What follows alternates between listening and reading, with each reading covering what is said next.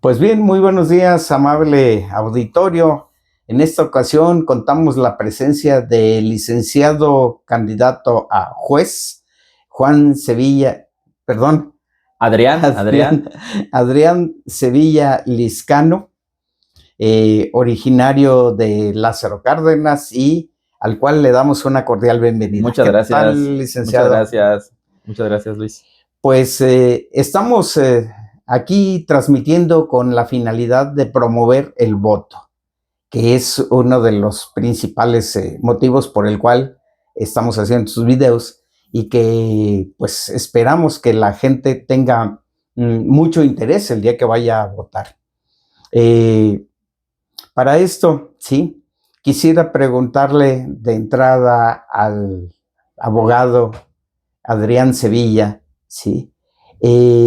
¿En qué consiste su función dentro del sistema o para qué es el puesto? ¿De qué le sirve a la sociedad el puesto al que usted aspira? Bueno, pues es una muy buena pregunta y es la pregunta necesaria en estos tiempos. Mi nombre, como ya quedó, soy Adrián Sevilla Liscano y soy candidato a magistrado de circuito en materia civil. ¿Por qué se dice magistrado? Porque está en un tribunal que integra con otras dos personas, es decir, un tribunal que se integra de tres personas. ¿Por qué es de circuito? Porque pertenece al Poder Judicial de la Federación y Michoacán es un circuito. Cada estado es un circuito. ¿Por qué es en materia civil? Porque este tribunal revisa las sentencias que son contrarias a la Constitución de los jueces estatales, de los magistrados estatales en materia civil y los remedia mediante el juicio de amparo. Entonces, hablar de un tribunal colegiado de circuito es hablar de un tribunal que aplica la ley de amparo y que aplica el juicio de amparo como la instancia constitucional que tenemos en el país para remediar las sentencias injustas de los jueces estatales. Entonces, la función de este tribunal es importante para la sociedad por lo siguiente. La materia civil abarca, por citar algunos ejemplos, las personas adquieren una tarjeta de crédito o un crédito a veces en las tiendas departamentales. Sin su autorización les hacen cargos. Y esos cargos, bueno, el banco muchas veces responde con negativas para cancelarlos. Hay una Comisión Nacional de la Defensa de Usuarios Financieros y muchas veces no llegan a una conciliación con el banco y entonces dice a la persona, pues tienes tus derechos a salvo para ir a un juicio. Si en un juicio donde la persona pide cancelar estos cargos, el juez desecha la demanda, por ejemplo, porque se dice incompetente, porque en el contrato que nos dieron a firmar de las tarjetas se señala que era competente un juez de la Ciudad de México porque allá tiene su principal matriz o su matriz el banco. Esa resolución de desechamiento no es la última palabra. Las personas tienen que saber que todavía sigue el juicio de amparo y el juicio de amparo puede revocar esa sentencia y ordenar a ese juez que sí conozca, porque pues si la persona contrató en una sucursal de Morelia, Michoacán, pues es competente el juez de Morelia, Michoacán, con independencia de lo que diga el contrato. Pero como ve, esa decisión solo la puede tomar un tribunal de tipo constitucional, porque un juez de tipo del fuero común, pues se ve constreñido a aplicar lo que dice el contrato literalmente. Correcto. Pero con el juicio de amparo, bueno, es posible proteger a la persona, equilibrar la relación. Ese es un ejemplo. Bueno, esto quiere decir que el lugar en el que usted ocuparía en caso de ganar solo ve amparos. Así es, este tribunal ve juicio de amparo contra sentencias de tribunales estatales y solamente en materia civil. Además, revisa también este tribunal las sentencias de amparo indirecto de los jueces de distrito. Es decir, es la segunda instancia del mismo Poder Judicial de la Federación. Cuando un juez de distrito desecha una demanda de tipo que es también, debe de ser de un juicio civil, y la desecha el juez de distrito, una demanda de amparo indirecto, por ejemplo, cuando a una persona se le ha fijado una pensión alimenticia y dice, bueno, a mí no me han llamado a juicio, no, la cantidad que me están solicitando es demasiado alta, promueve un juicio de amparo indirecto para detener a lo mejor el descuento que se le está haciendo a sus cuentas. Y si el juez de distrito desecha esa demanda, el tribunal colegiado da una revisada para saber si es correcta o no ese desechamiento con base en la ley de amparo. También cuando un juez de distrito da una sentencia definitiva ya de amparo indirecto en materia civil, como puede ser que calcula las costas, por ejemplo, los honorarios de un abogado de dos partes que litigaron y una perdió, la otra ganó, entonces hay que pagarle las costas a la que ganó, la parte que perdió. Esa sentencia o esa liquidación que se plantea ante los jueces estatales se puede impugnar en amparo indirecto. Y la sentencia de fondo que dé el juez de distrito también la revisa ese tribunal colegiado. Es decir, revisa dos cosas este tribunal. Uno, las sentencias injustas de los tribunales estatales en materia civil. Y dos, las sentencias o resoluciones también incongruentes, faltas de fundamentación y motivación que hagan los jueces de distrito del propio Poder Judicial de la Federación. Perfecto. Aquí no me queda muy claro qué es el amparo directo y qué es el amparo indirecto. ¿Qué diferencia hay? El amparo directo es un juicio constitucional que aplica contra sentencias definitivas. Es decir, cuando ya el juez y el magistrado local desahogaron todas las pruebas en el proceso, escucharon a las partes, les recibieron sus alegatos y dictó una sentencia que pone fin a la controversia. Donde ya dice esto es para A y esto es para B, o esto es solo para A. Esa sentencia todavía sufre una apelación ante magistrados estatales. Y si el magistrado estatal confirma la resolución del juez de primera instancia, esa se convierte en una resolución definitiva, porque ya no hay ninguna instancia más estatal.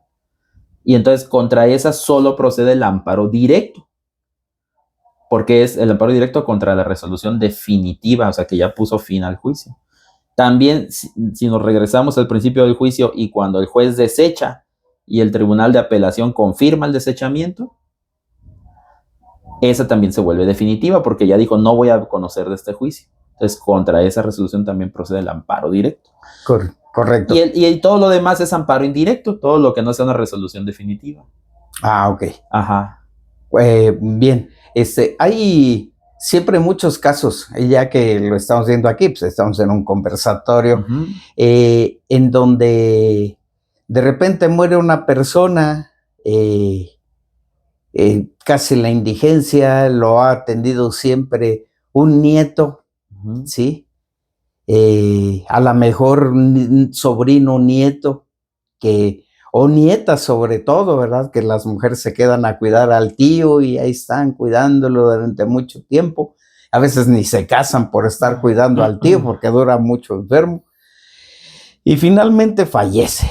Cuando fallece, sí, ya muchas veces después de que fallece el individuo, sí, llegan los hijos legítimos del fallecido y reclaman la herencia, ¿sí?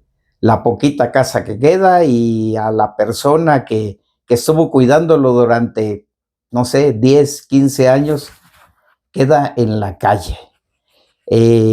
Esto es algo muy común que gente que no vio de sus personas, de sus seres, de sus progenitores, y de repente se da cuenta que ya fallecieron y llegan inmediatamente por la herencia. Y les vale gorro, sí, que alguien lo haya cuidado, que haya gastado, que haya hecho, que haya deshecho. A mí me da mi parte y listo. ¿Qué se puede hacer contra esto? Bueno, ahí es importante primero fomentar que las personas en vida pueden generar un testamento. Con el testamento, pues no es necesario que haya un juicio donde se dilucide quién tiene derecho, sino cuando ya la persona fija la voluntad de a quién quiere heredar, pues ya se rompe y no se le obliga a dejar un testamento en favor de hijos o, como usted lo dijo, de familiares que nunca no tienen ninguna relación con él. Entonces, al dejar un testamento, pues puede dejar a la persona indicada que él vea que corresponde a su voluntad. Aquí lo importante es la voluntad. En el caso que me acaba de plantear, nos citaríamos en un caso donde no se dejó un testamento. Así es, un intestado. Y entonces naturalmente, pues los que tienen derecho a heredar son la esposa, quienes tengan ese parentesco de afinidad, y los que tengan parentesco consanguíneo, como son los hijos, ellos excluyen a todos los demás. En este caso, se divide en la esposa, cuenta como un hijo más. Entonces se divide la parte, tantas personas hay si hubiera una esposa, 2 hijos, bueno, en 3 partes, ¿no? La sucesión intestamentaria, esas son las reglas que hay. Ahora, cuando la persona ha generado gastos, ¿no?, por su manutención, deudas, ¿no?, por el tiempo que estuvo enferma, y alguna persona pues se hizo cargo de él y absorbió ese tipo de deudas, bueno, la herencia significa que adquieres los derechos, pero también las obligaciones. O sea, si hay que pagar gastos que se hicieron durante la enfermedad de la persona, una vez que se declare herederos, también se tiene que liquidar las deudas que se hubieran adquirido. Y bueno, pero sí, en efecto, quedaría nada más una cuestión de gratitud, en cuanto si no hay una disposición testamentaria, una cuestión de gratitud de apoyar a esa persona, como usted me lo señala, si es que no se dejó un testamento. Y bueno, eso, que en la gratitud queda una cuestión moral que la ley no le obligaría, pues no necesariamente le obligaría a ser incluida pues ahí en la herencia. Pero sí, una persona que cuidó de un enfermo hasta su fallecimiento puede hacer un inventario y un cargo económico por esas atenciones.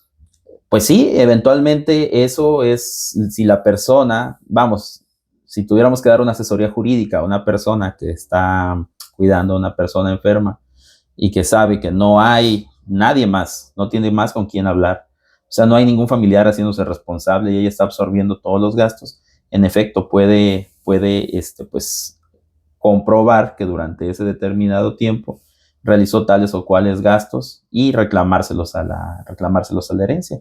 Primero, pues obtener el reconocimiento de la persona que está cuidando, si su capacidad mental lo permite, de esa deuda, ¿no?, por ejemplo. Y si es así, entonces la deuda pues se transfiere, ante el fallecimiento se transfiere a la sucesión, no se pierde. La deuda no se pierde, sino se transfiere a la sucesión. Eso es muy importante, sobre todo para la mayoría de gente. Claro, no se excluye que el testamento, claro, es algo esencial para evitar problemas. Incluso si alguien recomienda, ¿verdad?, que si ya ven cerquitas el final, no solamente hagan testamento, sino hagan la transferencia de bienes en vida, conservando el usufructo vitalicio hasta que él fallezca. Yo soy dueño de esta casa, se la voy a heredar a mi hijo, ¿sí? Pero quiero conservar el usufructo vitalicio hasta que yo fallezca. Claro. Y entonces yo sigo en mi casa, no me puede quitar mi hijo, aunque mi hijo sea el propietario. Y cuando yo fallezco, pues ya no se necesita hacer ningún trámite, ya la casa está a nombre de él. Es correcto. Esto, por lo que yo sé, ha evitado muchos problemas, incluso porque a la hora de hacer válidos los testamentos, hay que hacer una serie de juicios para validar ese testamento. Y siempre, no sé si haya un precio, pero creo que es un porcentaje de la masa del total de bienes de los que cuenta la herencia. Así